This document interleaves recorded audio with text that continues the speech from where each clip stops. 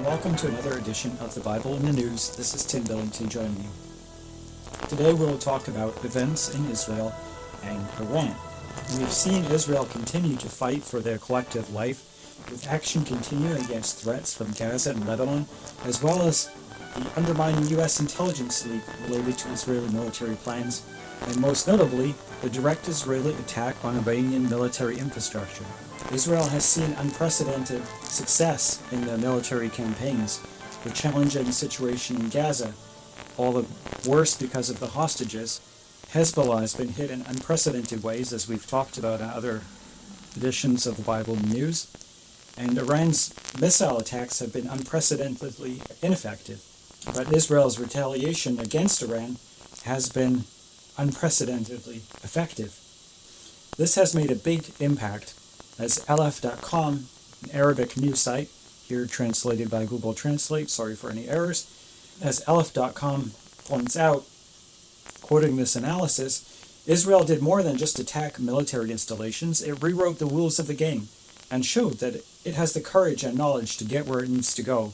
This is not just an exercise in military force, it is a statement.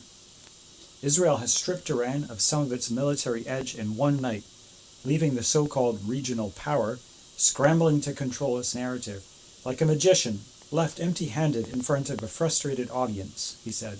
What we are witnessing is not just a military strategy, but also a glimpse into a new regional dynamic.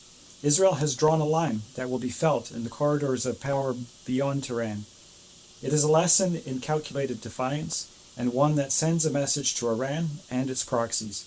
Israel is prepared to protect itself, reaching even the most fortified areas if it means protecting its people. The fallout from tonight's strike will not fade quickly. It represents a turning point, a shift that could reshape the balance of power for years to come. This has not been lost in Israel either. It's like a fear barrier has been broken, that they've realized that the big giant of Iran that they have been scared of isn't quite so scary as they thought, after all. Around the world, people are fearing world war and the spread of hostilities. Fear of war is announced from various news outlets. But the Bible is ahead of the news, and we know clearly what we need to look for. First, Iran, as we are seeing, needs to be aligned with Russia. They were formerly called Persia, and others will be with them as they come against the mountains of Israel, as we talk about. And second, Israel will be there at the end to be redeemed by her Messiah and Savior. Talking about the lead-up to this saving of Israel by her Messiah is Ezekiel chapter 38.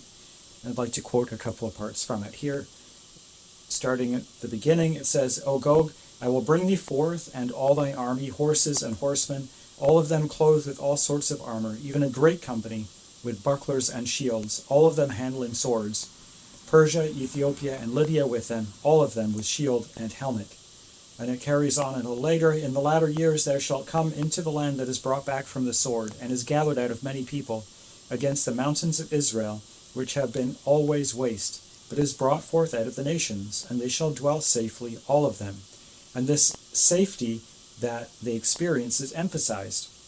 It says in verse 11, Thou shalt say, I will go to the land of unwalled villages. I will go to them that are at rest, that dwell safely, all of them dwelling without walls, and having neither bars nor gates. This is emphasizing the peace and security that they feel.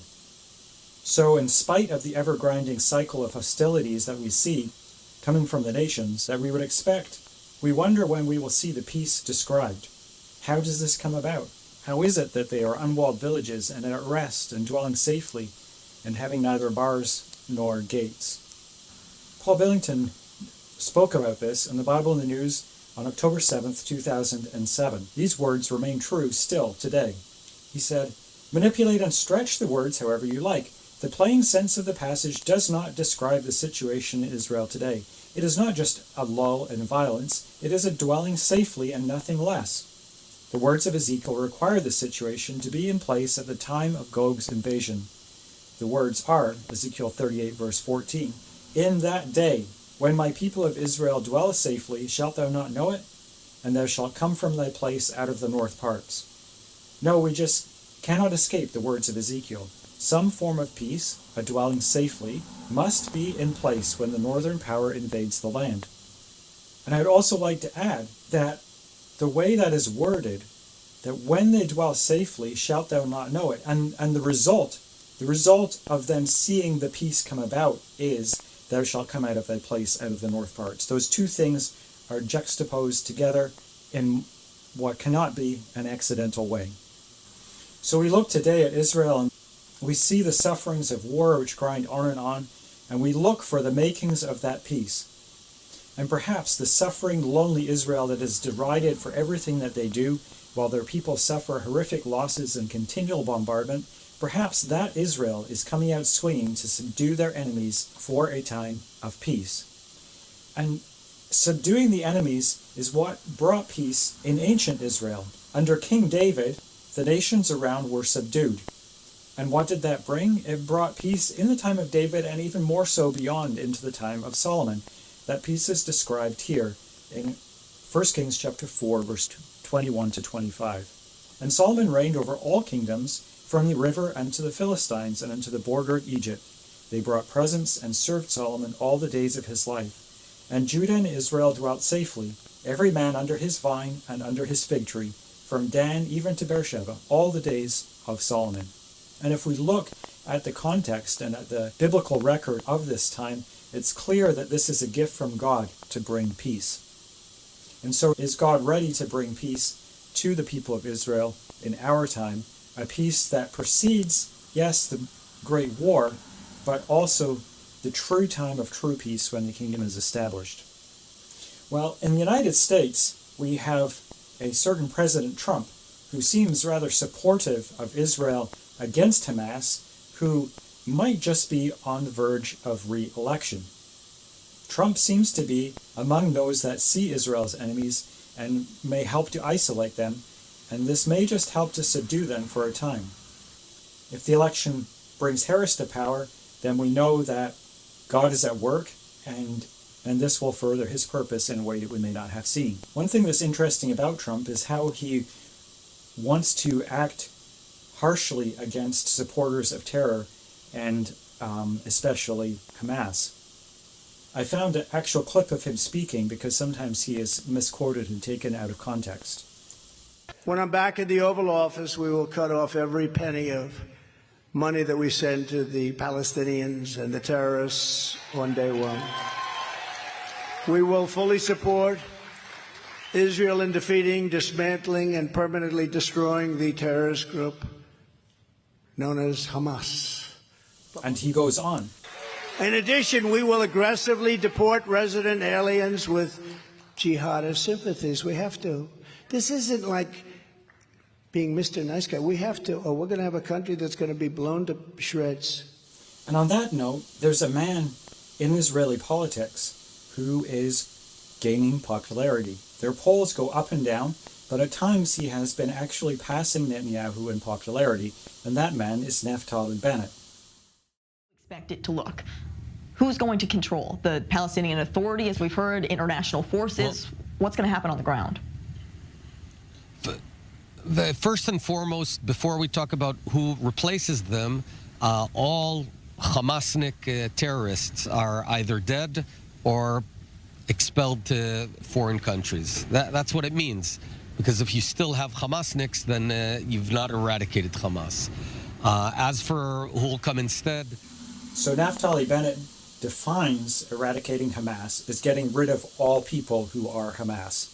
All Hamasniks, as he says. People who live on a kibbutz are kibbutzniks. People who belong to the Likud party in politics are Likudniks. That's how they speak. So Hamasniks is people that are part of Hamas. So all of them, in his mind, need to be either dead or expelled. Now, such a policy with President Trump in power could be supported by Washington. And it could also bring a kind of peace that many in the world would not be impressed with, but would be quite effective. Although we are looking at seeing American support in this way, we also note in Daniel chapter 11 and verse 40 that this king of the north seems to be able to march around and do what he wants. It says, "And at the time of the end shall the king of the south push at him, or contend with him, and the king of the north shall come against him like a whirlwind, with chariots and with horsemen and with many ships." Over. So this king of the north can just march around and go where he pleases, with apparently nobody stopping him. For this to happen in today's world, we'd expect that must mean the United States is somewhat weaker. So America will clearly not be in a position of power, as the king of the south is overwhelmed in such a fantastic fashion, as noted here in this verse. And as events are today, with the attack from Iran on Israel and then the retaliation back, people are seeing that this maybe means that the U.S. is weak. There's no containment for the U.S. They're not able to stop Iran.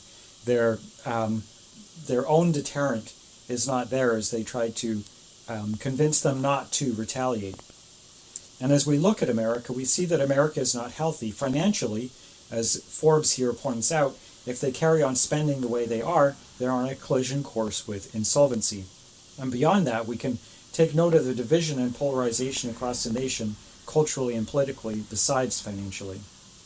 And so in summary, as we look at the Bible in the news, we see things happening quickly. It may not be always exactly clear how things will unfold, but we see the fingerprints of him who foretold all these things for our benefit. Perhaps war lies before the peace, and truly the nations are in turmoil, a raging sea. And so we must turn to his word for comfort and direction, so that we might be found fit to stand before him in the final triumph, that final triumph when the last battle has been won. We need to watch and pray, and Lord willing, tune in again next week for more evidence of the Bible in the news. Thank you.